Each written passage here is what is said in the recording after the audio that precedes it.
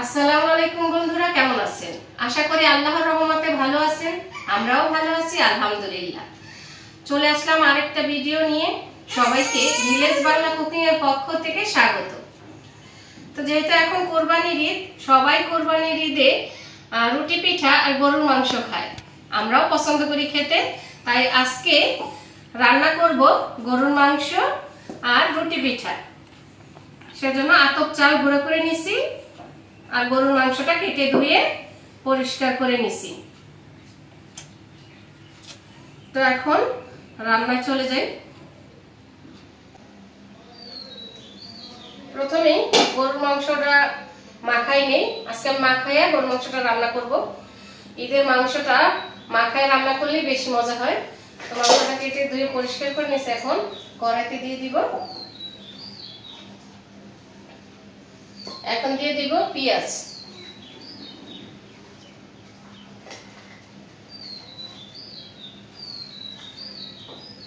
দিয়ে দিব কাঁচামরিচ, এখন দিয়ে দিব গরম মশলা। এখানে নিয়ে নিছি তেজপাতা, দারচিনি, এলাচ, গোলমরিচ আর হলো লবঙ্গ, সবগুলো দিয়ে দিব পরিমাণ মতো। আমি আগে নিয়ে নিছি।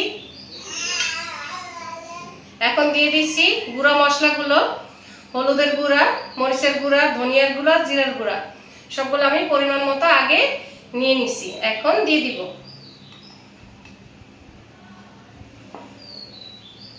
দিয়ে দিব পরিমাণ মতো লবণ। এখন দিয়ে দিব আদা রসুন বাটা।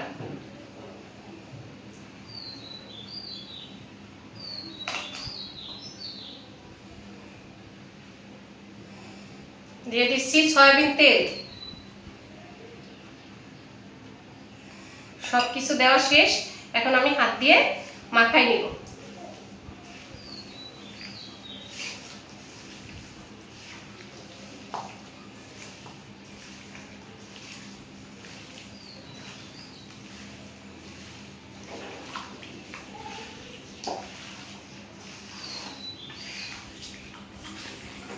হাত দিয়ে আছে, একটু সাবধানে মাখাতে হবে।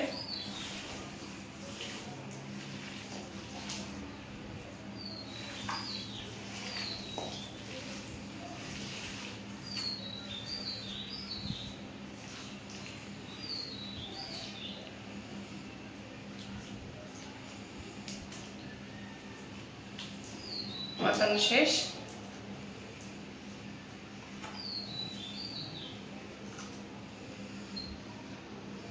এখন ঢেকে দিয়ে চুলায় বসাই দিব।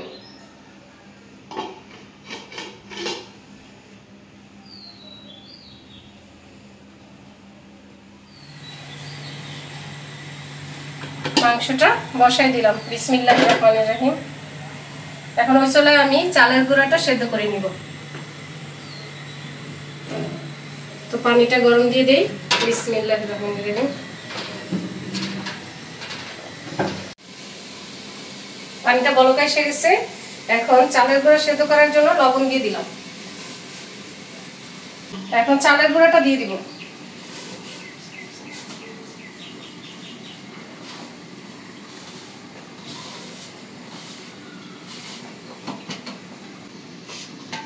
এখন কিছুক্ষণ ঢেকে রাখতে হবে।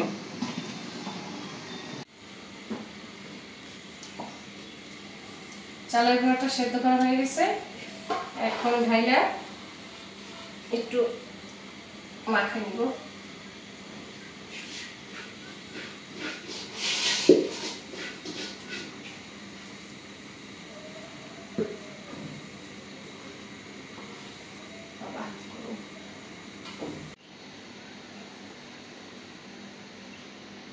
চালের গুঁড়িটা আমি সেদ্ধ করে মাখায়া এভাবে একটা পুতার মতো তৈরি করে নিচ্ছি। এখন সুতা দিয়ে পিস পিস করে কেটে নিব। এক একজন এক এক রকম তৈরি করে।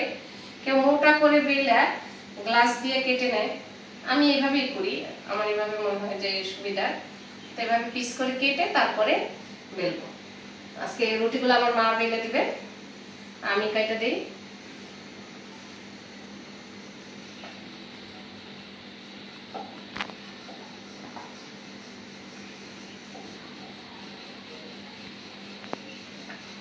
ভালো করে গরম থাকা অবস্থায় ভালো করে মাখায়া এভাবে একটা সুতা মতো করে তৈরি করে নিলে সুবিধা হয়।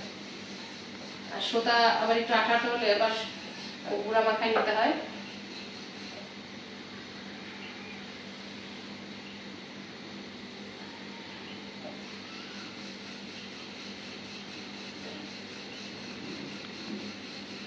সবগুলো আমি এক এক করে পিস পিস কেটে নিই।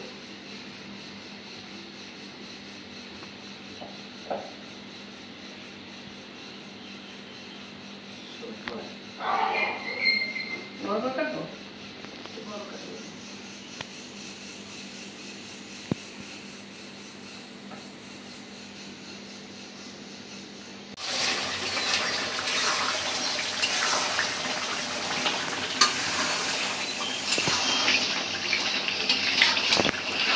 গরুর মাংসটা কষানো হয়ে গেছে, এখন ঝোল দিয়ে দিব।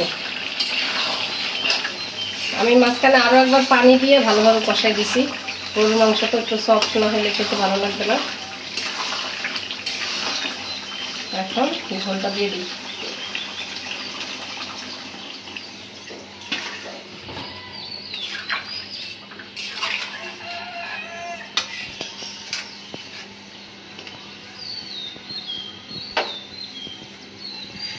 আরো বাড়াই দিই।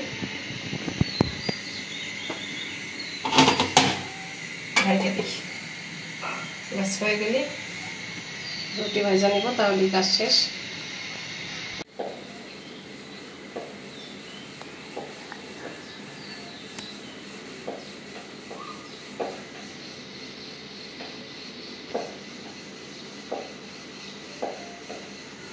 যেগুলো বেলা হয়েছে ওগুলা শেখ নিয়ে পরে আর দিয়ে গেল। রুটি বেলা হয়ে গেছে, এখন ভাজতে চলে যাই।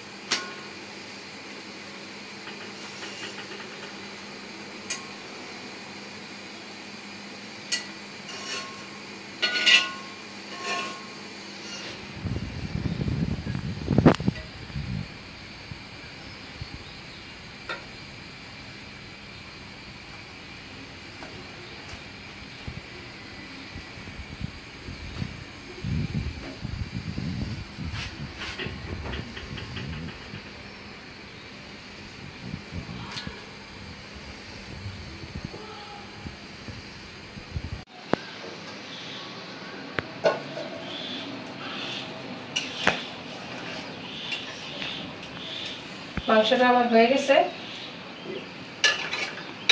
নামাই নিব।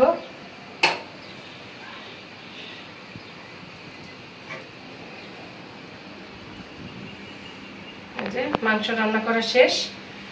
একটু ঝোল রাখছি মাখা মাখা একদম, কারণ রুটি দিয়ে যেহেতু খাবে।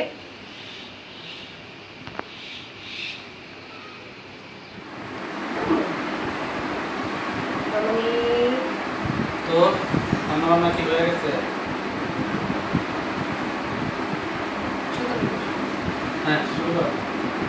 আজকে 7টা বাজে খেলা আমি তো দাও খাওয়া শুরু করি। কি রান্না করছো আজকে? পিঠা, রুটি পিঠা। আজকে রুটি পিঠা আর গরুর মাংস ভুনা। গরুর মাংস ভুনা সাথে চাউলের রুটি। চাউলের রুটি দিয়ে গরুর মাংস খুব মজাদার একটা খাবার। দাও একটু টেস্ট করি।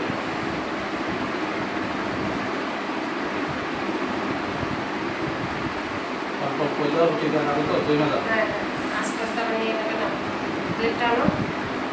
প্লেট করে নিয়ে তো ব্যাস, আমাকে আর বেশি দিও না, জমে যাবে। আর নিয়ে নিয়ে খাবো আস্তে আস্তে। ঠিক আছে।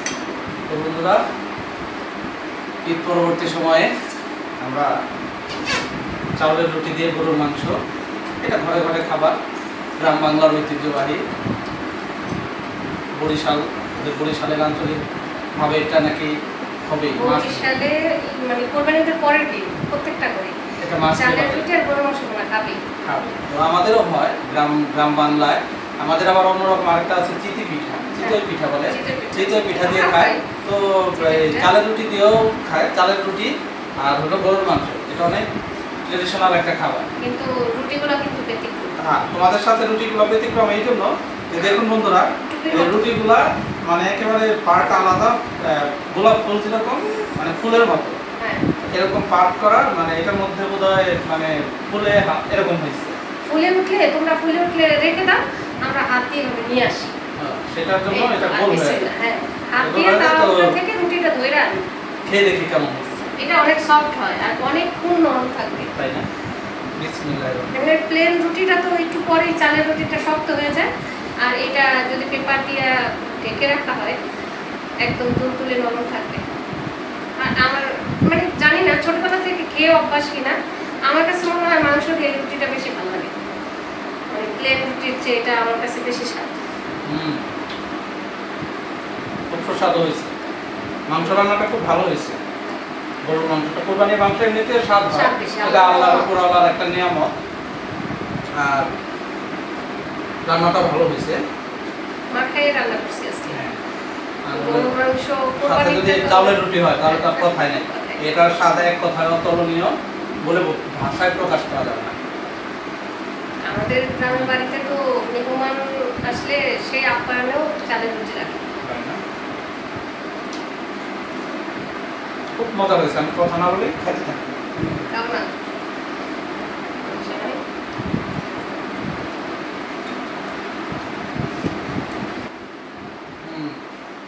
গরুর মাংস, ভুনা আর চাউলের রুটি, চাউলের রুটি দিয়ে গরুর মাংসটা খুব অসাধারণ হয়েছে, খুব স্বাদ হয়েছে।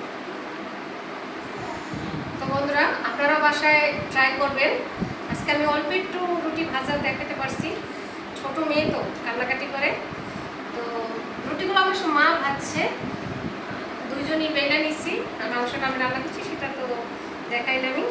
তো এ পর্যন্ত যারা দেখলেন সবাইকে আন্তরিকভাবে ধন্যবাদ।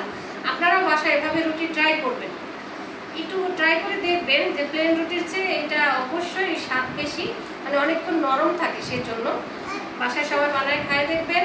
আশা করি সকলের ভালো লাগবে। তো আজ এ পর্যন্তই, দেখা হবে আবার পরের ভিডিওতে। সে পর্যন্ত সবাই সুস্থ থাকবেন, ভালো থাকবেন, নিরাপদে থাকবেন। আর সবাইকে এখনো ঈদের শুভেচ্ছা। ঈদ মোবারক সবাইকে। আল্লাহ হাফেজ। আল্লাহ হাফেজ।